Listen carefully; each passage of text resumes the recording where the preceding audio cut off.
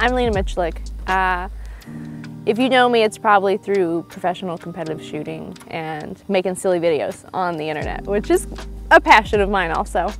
But I want to talk with you about a huge thing in my life, and it's about facing fears.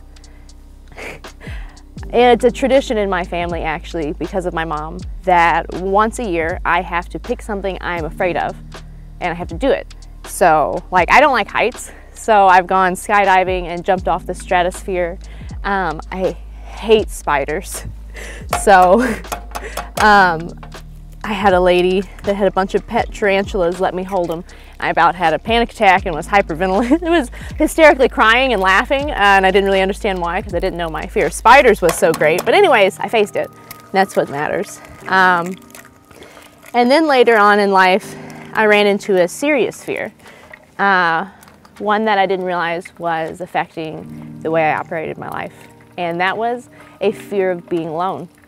And that's a big statement, and I mean it in all layers of it, but there was a layer of it that was the fear of being alone.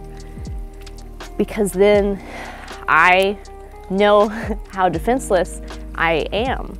I've taken karate, I have my black belt, I've done jujitsu, I've done a lot of hand-to-hand combat, done some knife training, lots of shooting obviously, so if anyone should feel totally safe, in theory it should be me.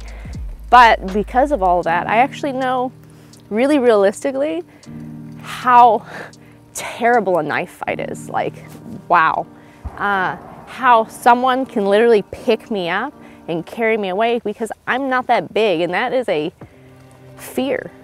So, how did this fear impact my life? It made it to where when I was alone, I wasn't comfortable traveling by myself.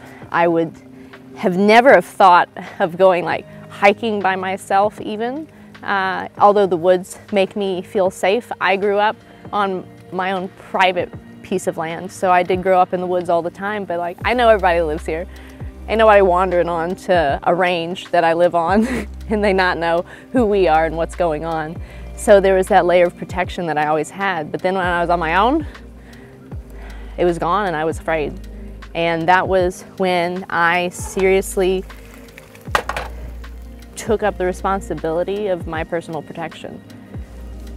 For me, that's comes in many forms, mainly a mindset that I am a priority and that I will protect myself, but also I conceal carry because that is the most efficient way of protecting yourself, and I'm all about efficiency, and if I ever have to use this, it better not be a fair fight, because I've gotten in a lot of fair fights and those are really difficult to win.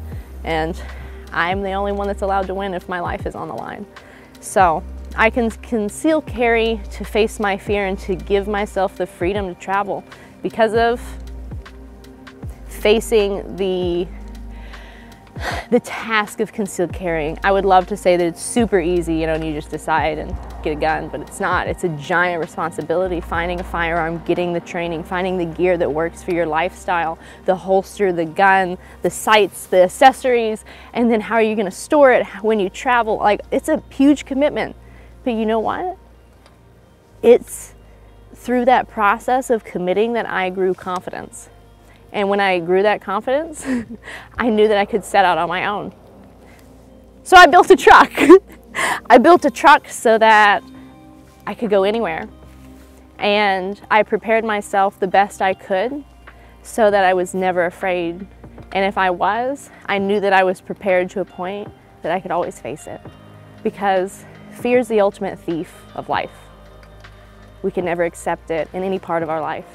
We can always respect it, and then we can prepare ourselves, and then we can face it. But yeah, fear, there's no place for it.